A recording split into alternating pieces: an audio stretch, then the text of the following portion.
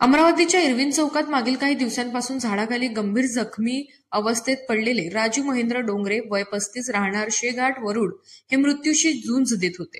त्यांच्या हातापायाला गँग्रीन झाले होते, शरीरावर असंख्य जखमा होत्या, त्यात अळ्या पडलेल्या होत्या। परिस्थिती इतकी गंभीर होती की कोणीही त्यांना हात लावायला तयार नव्हते। मात्र अमरावती महानगरपालिकेचे आयुक्त सौ सौम्या शर्मा, उपायुक्त माननीय योगेश पिठे आणि सहाय्यक आयुक्त धनंजय शिंदे यांच्या मार्गदर्शनाखाली आधार शहरी बेघर निवारा बडनेराच्या टीमने धाडसी पाऊल उचलले।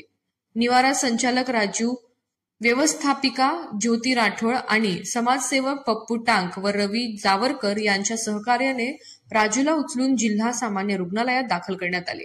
वेळीच उपचार मिळाल्यामुळे राजूचे प्राण वाचवले आणि त्याला नवे जीवन मिळाले।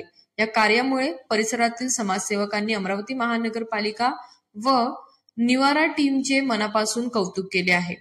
2011 पासून public education and welfare society अमरावतीच्या माध्यमातून हा निवारा उपक्रम सतत कार्यरत असून बेघर नागरिकांना स्वाभिमानाने जीवन जगता यावे यासाठी सातत्याने प्रयत्न केला जात आहे।